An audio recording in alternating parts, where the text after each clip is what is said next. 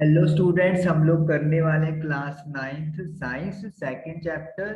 और हम लोग आज करेंगे कोलॉइड के बारे में डिस्कशन, कोलॉइडल सॉल्यूशन के बारे में डिस्कशन।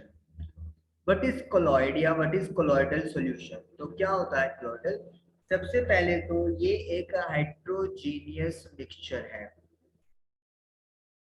हेट्रोजीनियस मिक्सचर है, यानी कि होमोजीनियस आपको पता है कि यूनिफॉर्म कॉम्पोजिशन रहता है, लेकिन हेट्रोजीनियस में नॉन यूनिफॉर्म कॉम्पोजिशन रहता है। तो सस्पेंशन की तरह कोलॉइडल सॉल्यूशन भी हेट्रोजीनियस मिक्सचर होता है। ओके। सेकंड, पार्टिकल्स का साइज इतना छोटा है कि हम लोग नेक्ड आई से नहीं देख सकते। Small size of colloid particles cannot be seen by naked eyes। तो हम लोग जैसे सॉल्यूशन या होमोजेनियस मिक्सचर को नहीं देख सकते नेक्ड आई से, उसी तरीके से मतलब सॉल्यूट के पार्टिकल्स को, कोलॉइडल के पार्टिकल्स को भी आप लोग नेक्ड आई से नहीं देख सकते। Particles scatter a beam of light passing through it and make its path visible।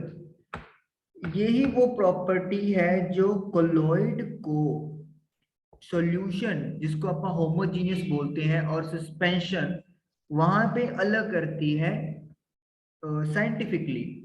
देखिए, कोलॉइडल पार्टिकल का साइज छोटा है, हम लोग नेक्ड आई से नहीं देख सकते। तो यही प्रॉपर्टी तो हमने सॉल्यूशन वाले पढ़ी थी, तो होमोजीनियस वाले में, कि जिसमें आप पार्टिकल सॉल्यूट को नहीं देख सकते। शुगर इन वाटर, शुगर के पार्टिकल्स नहीं दिखते हमें जब वो डिसॉल्व हो जाते हैं।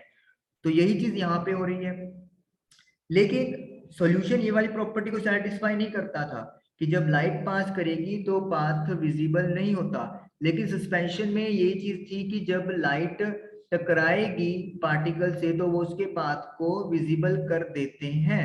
तो यानी कि ये इंटरमीडिएट स्टेज हो गया है, we can say, colloidal solution और सस्पेंशन के बीच का। पार्टिकल्स का साइज बेशक छोटा है, लेकिन इतने बड़े तो होते ही है कि जब लाइट इनसे टकराएगी तो वो स्कैटर कर जाएगी और उसका जो पाथ है वो विजिबल हो जाएगा। तो this point distincts the solution and suspension के बीच का जो स्टेट है colloidal solution. Okay, next, particles do not settle down when it is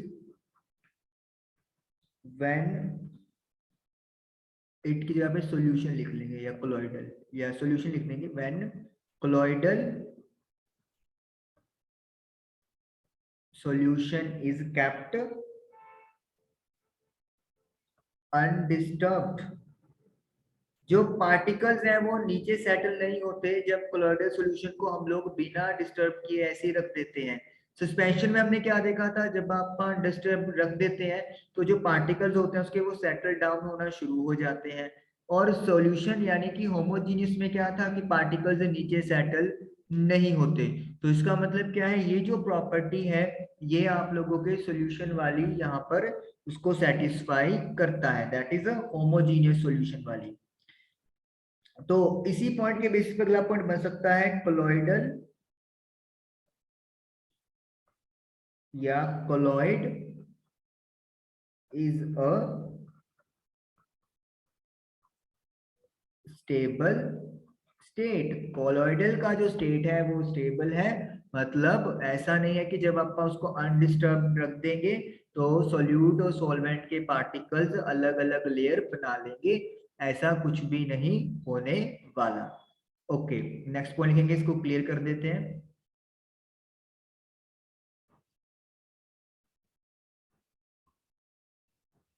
can not be separated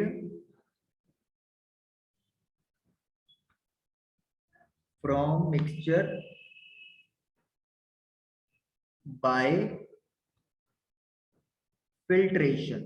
filtration process के द्वारा हम लोग सॉल्यूट के पार्टिकल्स को सेपरेट नहीं कर सकते।